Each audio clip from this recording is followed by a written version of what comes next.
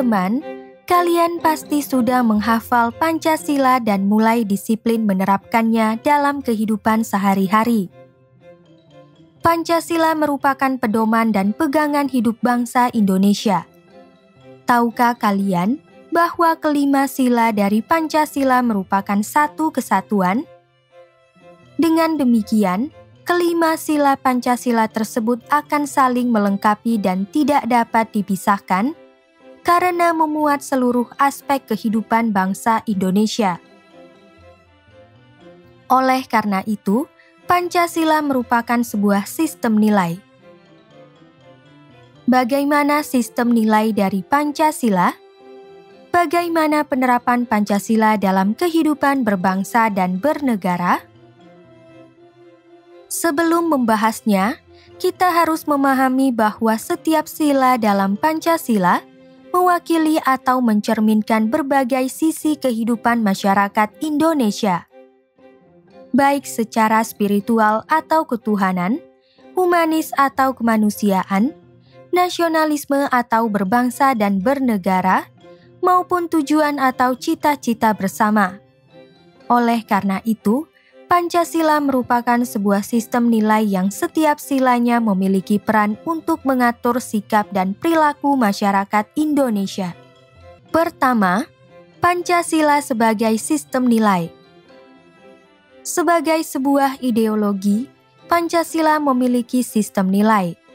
Sistem adalah kesatuan dari bagian-bagian yang memiliki fungsi masing-masing, memiliki hubungan dan kebergantungan, mencapai suatu tujuan tertentu, serta terjadi dalam suatu lingkungan yang kompleks. Artinya, bangsa Indonesia merupakan sebuah tubuh yang terdiri atas berbagai organ tubuh dengan tugas dan fungsinya masing-masing, sehingga membentuk sebuah sistem organ. Nilai adalah suatu realitas abstrak dalam hidup manusia yang berkaitan dengan keberhargaan atau worth dan kebaikan atau goodness. Contohnya, mencuri atau tawuran merupakan perilaku yang buruk. Sebaliknya, menghormati orang tua atau beramal merupakan perilaku yang baik. Dengan demikian, sistem nilai adalah konsep atau gagasan yang menyeluruh mengenai sesuatu yang hidup dalam pikiran seseorang atau sebagian besar anggota masyarakat tentang apa yang dipandang baik. Pancasila sebagai sistem nilai mengandung serangkaian nilai, yaitu ketuhanan, kemanusiaan, persatuan, kerakyatan, dan keadilan. Sebagai sebuah sistem nilai, Pancasila bersifat organis yang berarti satu kesatuan dan keutuhan yang majemuk tunggal. Setiap sila tidak dapat berdiri sendiri dan tidak bertentangan. Pancasila memiliki susunan yang bersifat hierarki, yang berarti bertingkat dan berbentuk piramida, yang berarti penggambaran hubungan bertingkat.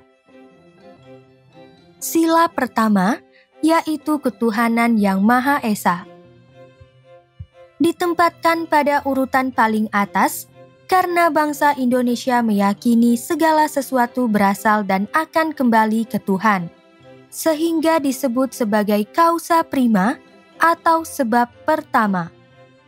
Sila kedua, yaitu kemanusiaan yang adil dan beradab, mengandung arti bahwa manusia berperan sebagai subjek pendukung pokok negara, sehingga negara harus berlaku sebagai lembaga kemanusiaan.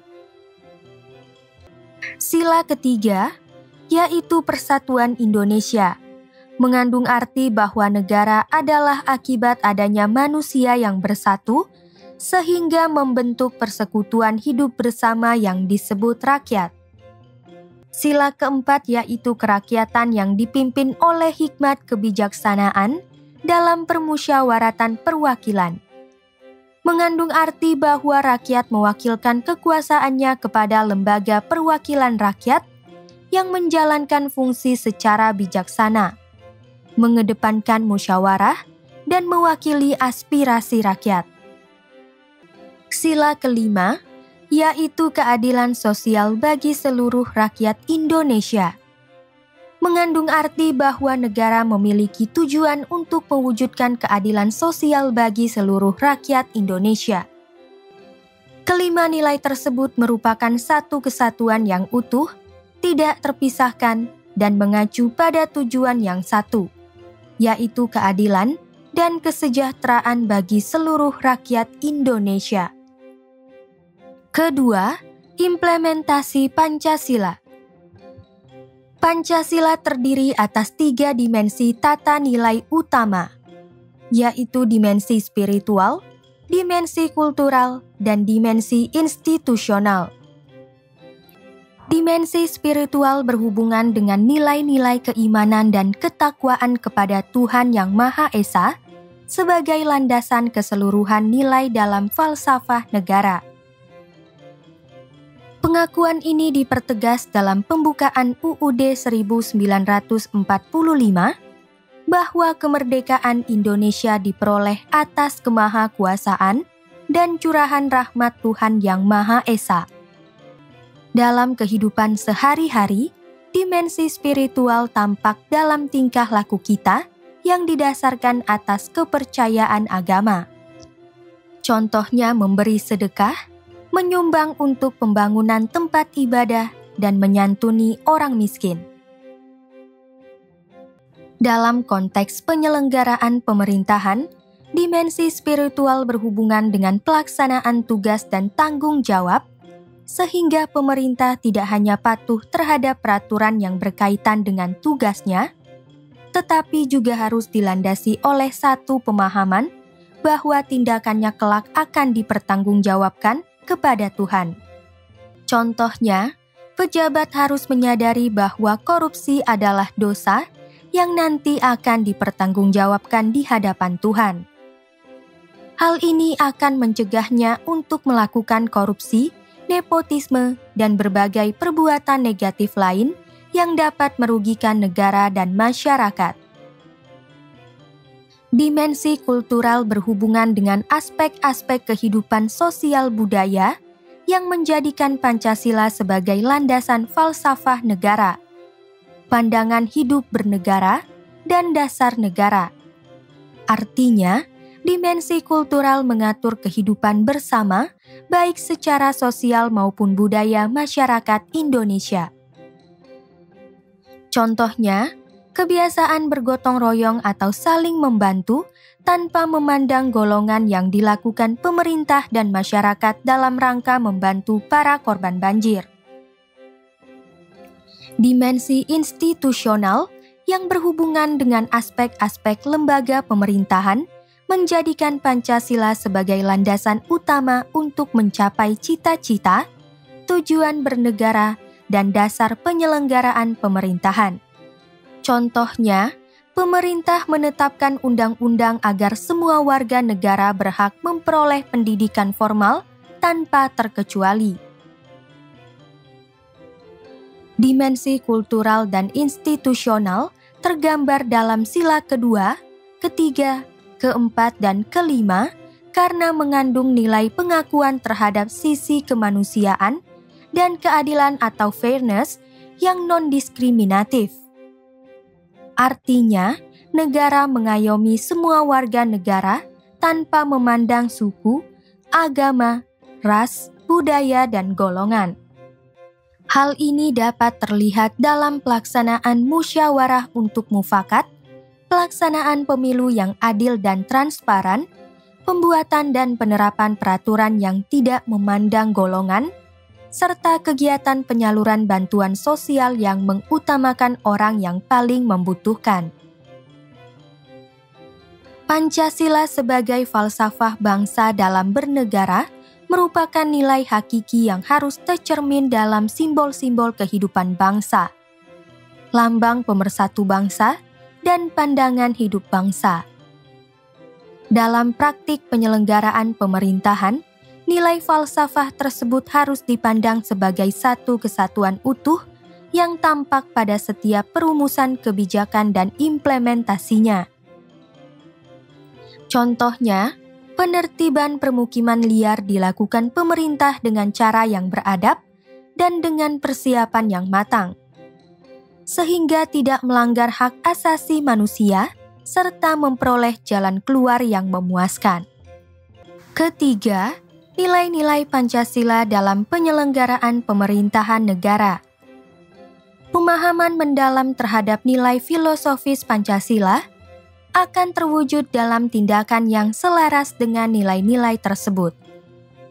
Penyelenggaraan negara pun didasarkan atas pemahaman dan analisis yang akurat terhadap nilai-nilai Pancasila yang ada dalam pembukaan UUD Negara Republik Indonesia tahun 1945 sebagai berikut. Nilai sila ketuhanan yang Maha Esa. Mengakui adanya kausa prima atau sebab pertama, yaitu Tuhan yang Maha Esa, yang berarti Tuhan adalah pencipta alam semesta dan seluruh isinya. Menjamin penduduk untuk memeluk agama masing-masing dan beribadah menurut agamanya. Mewajibkan warga negara untuk memeluk agama sesuai hukum yang berlaku, tetapi tidak memaksa warga negara untuk beragama. Melarang ateisme atau paham yang tidak mengakui adanya Tuhan. Menjamin perkembangan dan pertumbuhan kehidupan beragama, serta toleransi antar umat dalam beragama. Contohnya adalah saling menghargai umat agama lain yang beribadah. Memfasilitasi tumbuh kembangnya agama dan iman warga negara, sehingga menjadi mediator ketika terjadi konflik antar agama. Contohnya adalah negara turut mengambil bagian dalam pembangunan rumah ibadah. Nilai sila kemanusiaan yang adil dan beradab, menempatkan manusia sesuai dengan hakikatnya, sebagai makhluk Tuhan karena manusia mempunyai sifat universal. Artinya, semua manusia dengan berbagai identitas dan latar belakang adalah sama dan sederajat. Selain itu, setiap manusia juga memiliki hak yang sama untuk diperlakukan secara adil dan beradab. Menjunjung tinggi kemerdekaan sebagai hak segala bangsa. Mewujudkan keadilan dan peradaban yang tidak lemah. Artinya, masyarakat Indonesia memiliki tujuan keadilan dan peradaban yang tidak pasif, sehingga memerlukan pelurusan dan penegakan hukum yang kuat jika terjadi penyimpangan karena keadilan harus direalisasikan dalam kehidupan bermasyarakat. Nilai sila persatuan Indonesia. Menerapkan sikap nasionalisme. Contohnya adalah menaati hukum dan peraturan yang berlaku, menggunakan produk dalam negeri, dan melestarikan budaya daerah. Menerapkan sikap cinta bangsa dan tanah air. Contohnya adalah mempelajari segala sesuatu dengan sungguh-sungguh. Mengimplementasikan nilai-nilai Pancasila dalam kehidupan sehari-hari, dan mempelajari sejarah bangsa Indonesia. Menggalang persatuan dan kesatuan bangsa. Contohnya adalah menjalin pertemanan dengan semua orang tanpa memandang latar belakangnya, menolong teman, serta menghormati dan menghargai sesama manusia. Menghilangkan penonjolan kekuatan atau kekuasaan, keturunan dan keberagaman warna kulit. Setiap warga negara sama dan sederajat. Tidak ada kelompok yang lebih istimewa dibandingkan kelompok lain. Contohnya adalah semua warga negara sama di hadapan hukum. Menumbuhkan rasa senasib dan sepenanggungan. Artinya, seluruh bangsa Indonesia harus menyadari bahwa bangsa Indonesia lahir dari nasib yang sama sebagai bangsa terjajah. Persatuan dan kesatuan menyatukan seluruh perjuangan hingga dapat memperoleh kemerdekaan. Oleh karena itu, perasaan ini harus terus tumbuh dalam diri masyarakat Indonesia agar muncul rasa persaudaraan sebagai sebuah bangsa. Nilai sila kerakyatan yang dipimpin oleh hikmat kebijaksanaan dalam permusyawaratan atau perwakilan. Demokrasi. Hakikat sila ini adalah demokrasi. Artinya, pemerintahan dari rakyat oleh rakyat dan untuk rakyat, sehingga kekuasaan tertinggi atau kedaulatan berada di tangan rakyat. Pelaksanaan pemerintahan dilakukan oleh orang-orang yang dipilih rakyat untuk mensejahterakan rakyat. Permusyawaratan artinya adalah mengusahakan putusan bersama secara bulat yang dilanjutkan dengan tindakan bersama, sehingga setiap kebijakan diambil berdasarkan musyawarah untuk mufakat. Saat melakukan putusan, diperlukan kejujuran. Perbedaan secara umum antara demokrasi di negara Indonesia dan di negara Barat adalah pada permusyawaratan rakyat. Permusyawaratan rakyat sebagai ciri demokrasi Indonesia mencerminkan nilai-nilai kebersamaan atau gotong royong yang merupakan karakteristik Pancasila. Sedangkan demokrasi Barat berlandaskan nilai liberalisme yang mengedepankan kebebasan individu. Nilai sila keadilan sosial bagi seluruh rakyat Indonesia. Kemakmuran merata bagi seluruh rakyat secara dinamis dan berkelanjutan. Artinya, dengan adanya kemakmuran, akan terwujud integritas sebagai satu bangsa dan negara. Hal ini penting karena seluruh elemen bangsa harus yakin bahwa mereka diperhatikan dan diperlakukan setara.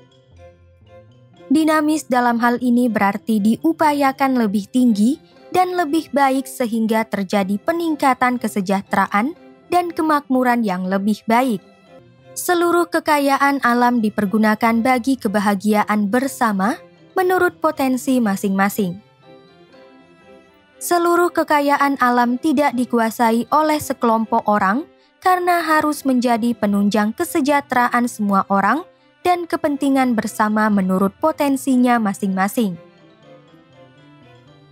Contohnya, pemerintah memberikan akomodasi untuk semua orang sesuai dengan kemampuan dan bakatnya, sehingga dapat berkembang dan menciptakan lapangan kerja di berbagai bidang kehidupan. Orang yang berkedudukan lemah dilindungi agar kelompok warga masyarakat dapat bekerja sesuai dengan bidangnya. Orang-orang yang berkedudukan lemah memiliki potensi dan bakat yang tidak sebanding dengan kelompok lain sehingga harus dilindungi, agar dapat bekerja sesuai dengan bidangnya masing-masing. Jadi, sesuatu hal harus diberikan kepada orang-orang sesuai dengan kemampuan dan potensi sehingga disebut adil. Contohnya, pemerintah menjamin perlindungan perkembangan ekonomi menengah melalui undang-undang. Berdasarkan pembahasan tadi, kita telah memahami bahwa Pancasila yang termuat dalam pembukaan UUD RI 1945 mengandung 3 tata nilai utama, yaitu dimensi spiritual, dimensi kultural, dan dimensi institusional. Ketiga dimensi ini teraktualisasi dalam setiap sila dari Pancasila sebagai pedoman dan falsafah hidup bangsa, mulai dari unit terkecil sampai ke negara sebagai sebuah institusi. Dalam konteks penyelenggaraan negara, setiap sila dari Pancasila memiliki nilai filosofis mendalam yang mampu mewujudkan cita-cita luhur bangsa Indonesia sebagai bangsa yang berdaulat, adil dan makmur.